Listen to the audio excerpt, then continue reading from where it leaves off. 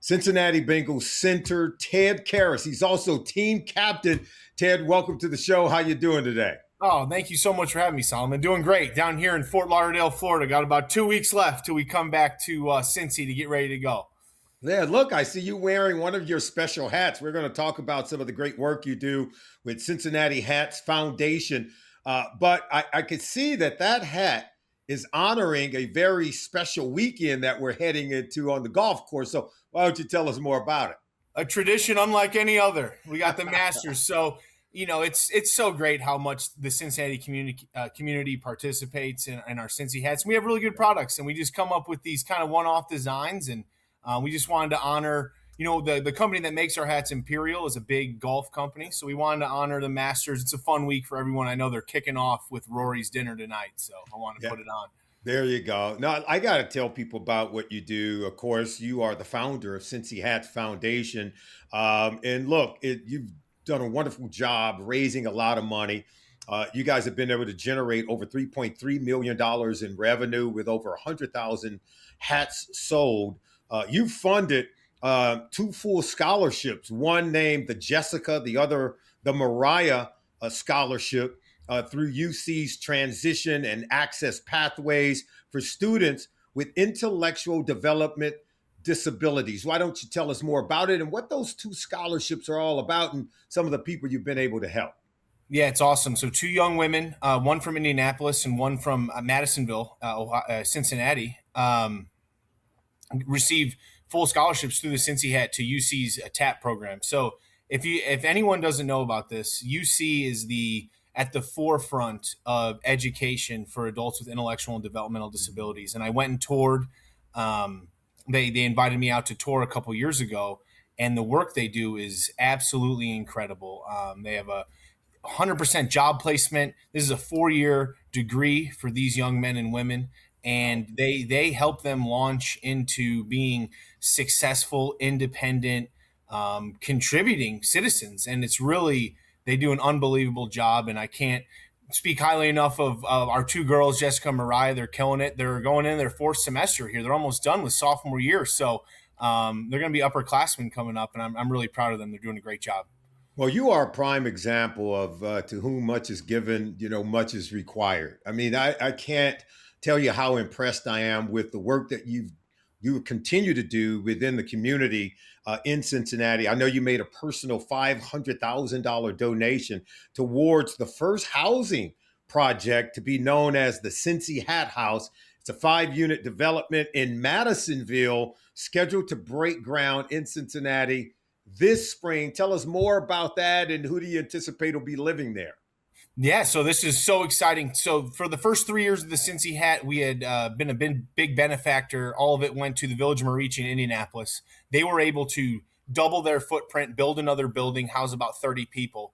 And we decided going into the year 4, this is a Cincinnati, this is the Cincy Hat, Cincinnati project. This community has shown so much enthusiasm and willingness to contribute. So we wanted to bring this to Cincinnati. We started with the 2 scholarships, and then we raised money through hats donations to break ground in this apartment building, which we did in February. And we're hopefully set to open up.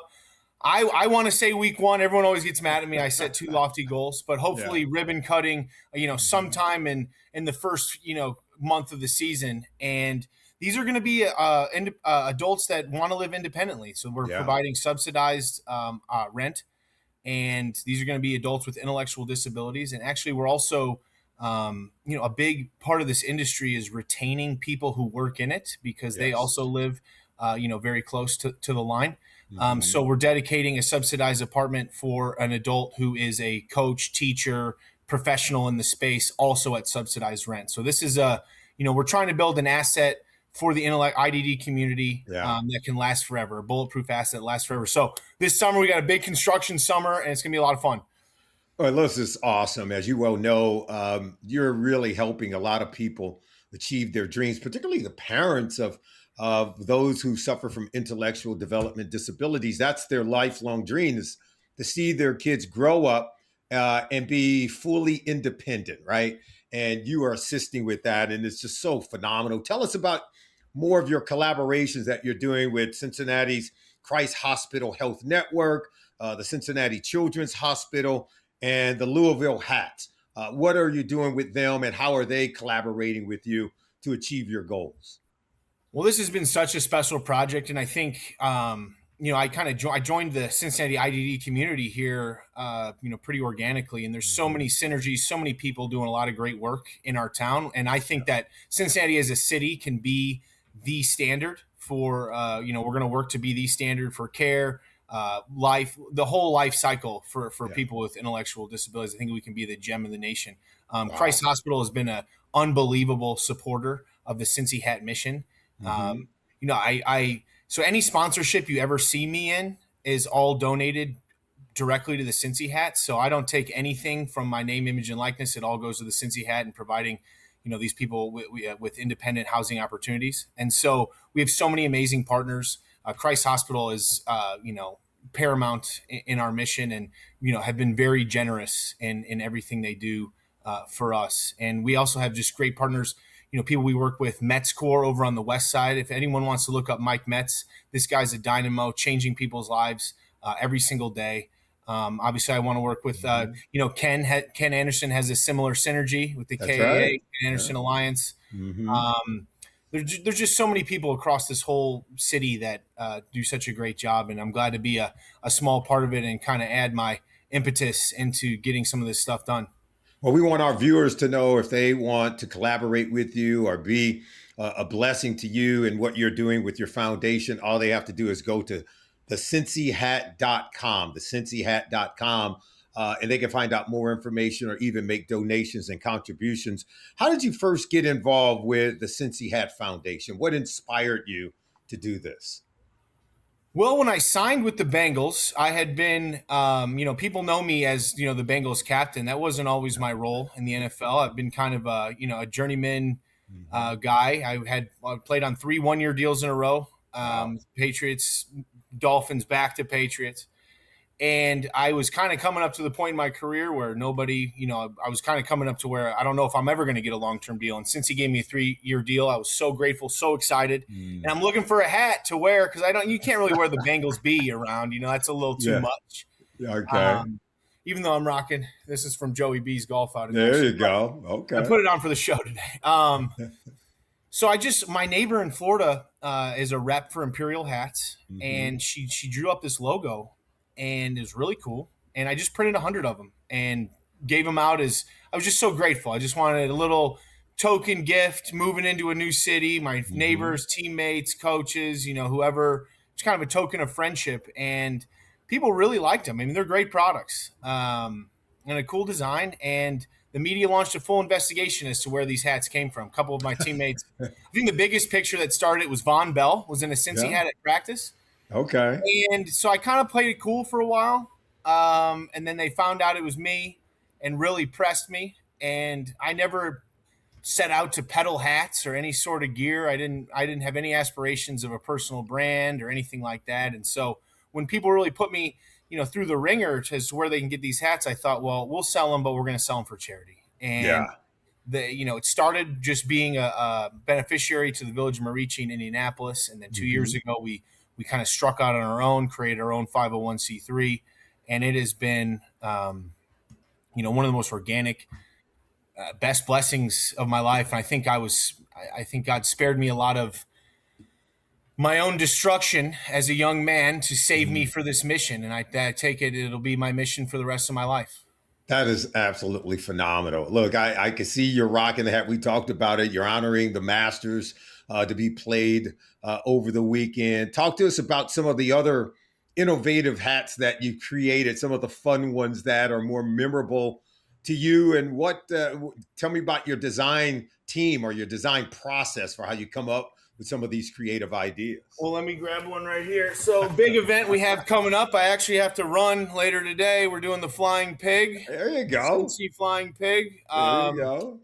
I mean, I think we've partnered. We've had probably 500 or 600 individual kind of hats. A lot of high schools, a lot of organizations, corporate events, and it's been really awesome. That's why I want to bring all this back to Cincy. And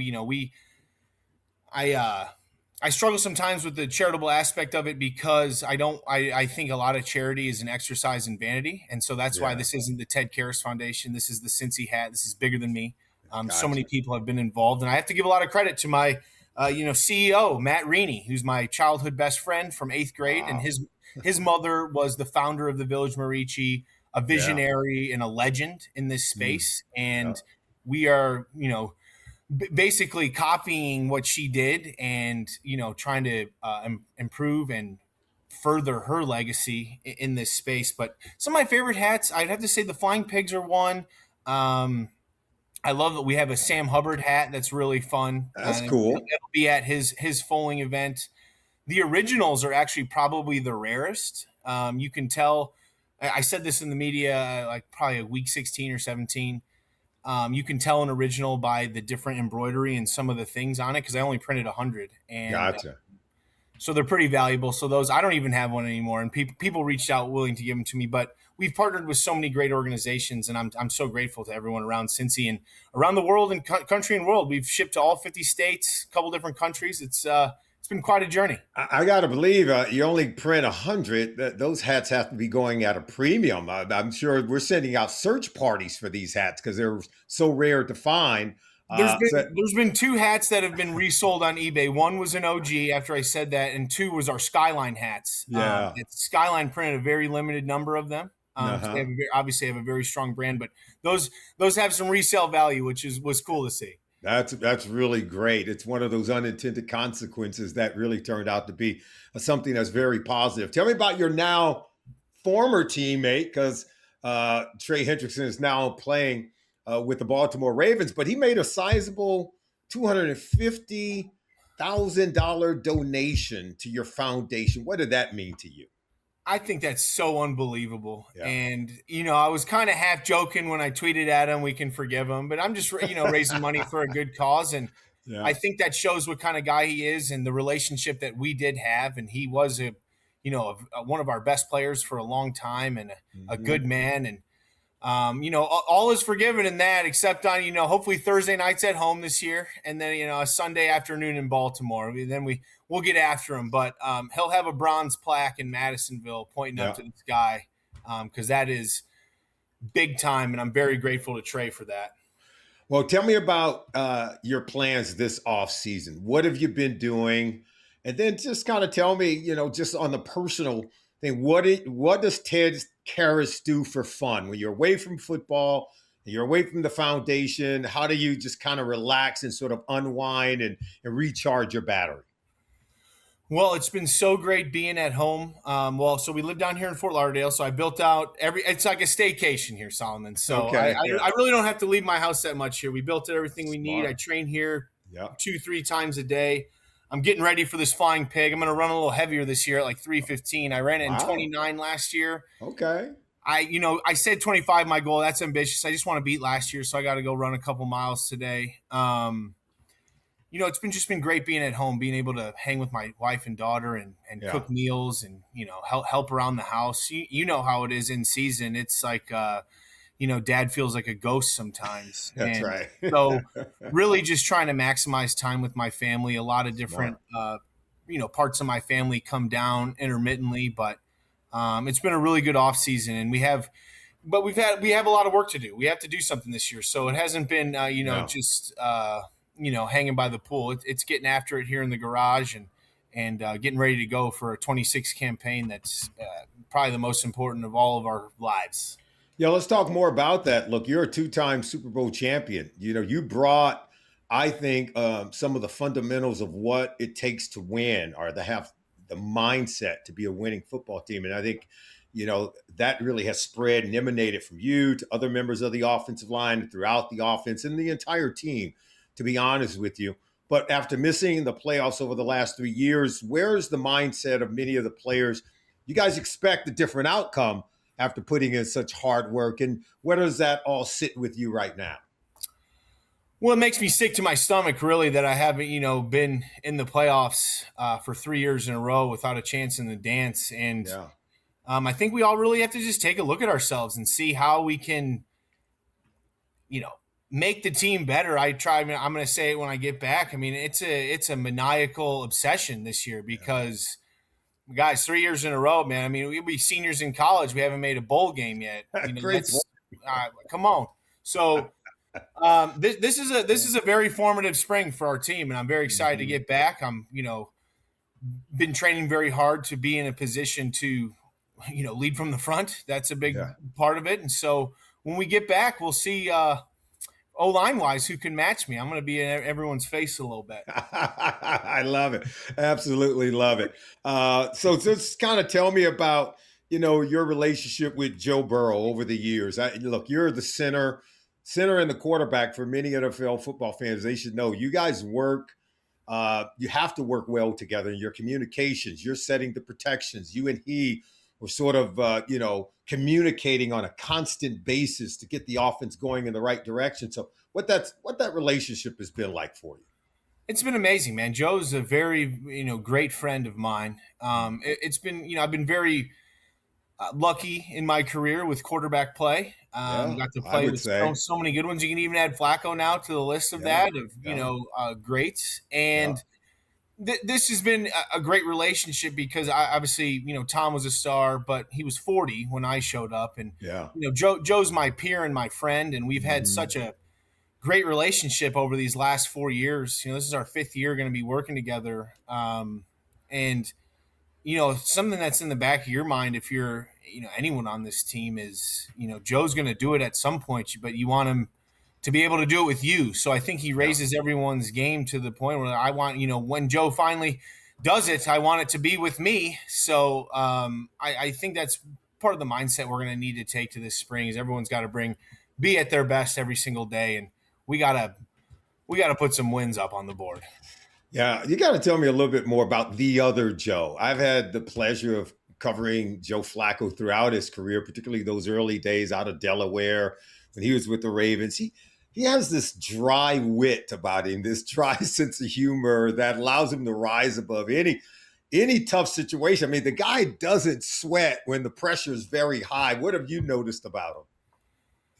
Well, he reminds me of a guy that would be like in a movie like The Sting or something, Robert Redford, Paul Newman back in the 60s. He's Yeah, got that classic American look and yeah, yeah. very smart, very talented, and Hmm. really just was such a big get for our organization. Not Yeah, only just coming in and helping us, win some games, but also just the wisdom he imparts. yeah, He's kind of he's that last link to that early 2000s football. yeah. That's very different from the football that is today. And that was That's kind of the very football true. I grew up watching. Is very Yeah.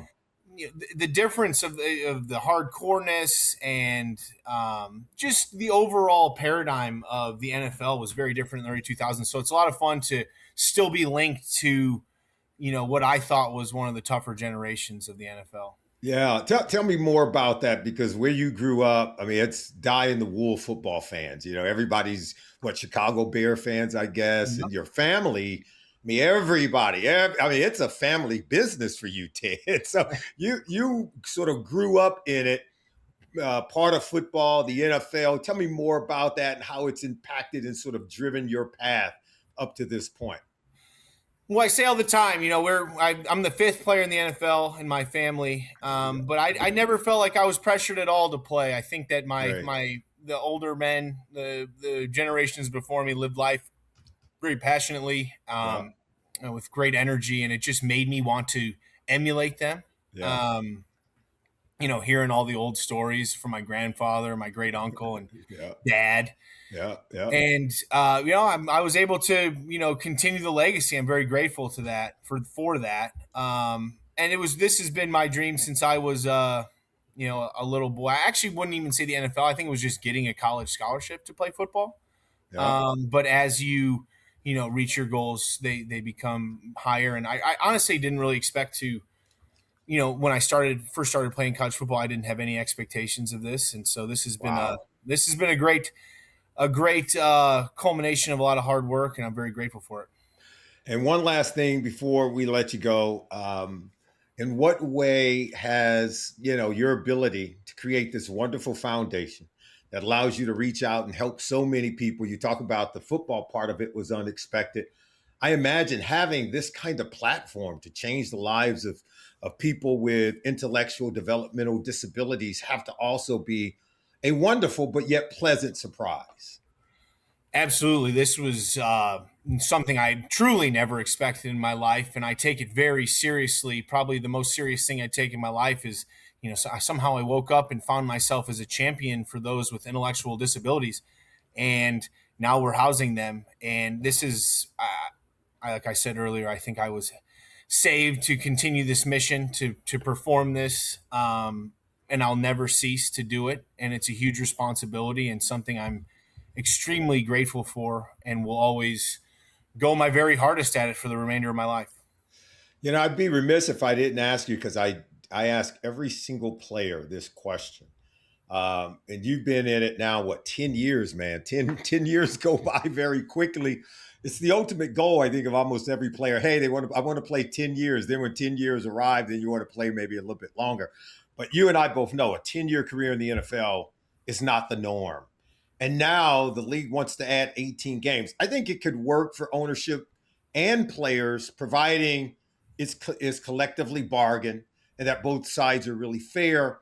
Where do you come down on the 18-game regular season schedule, and what makes sense for the players? Well, I got to be careful because I am on the NFLPA executive committee, and so Okay. I don't want to speak out of turn. Yeah. I will say, as my early career, I would always played, 100% of the snaps in preseason 4. And as we've kind of eliminated preseason games, we added the 17th game. Yeah. I think the context of what players will want what is very important. I think we need to get internal review. Yeah. Smart. But my job is playing football, and so you want to throw me a prorated game check, I'd rather take that than $3,000 for 6 snaps on a August Thursday night. Go. Yeah. So and I don't want to speak out of turn. And we're gonna get all the data internally and then present a unified front. But right. As long as JC and the EC and everyone is on board, I'm gonna stick with them. But definitely not scared of football. So there you go.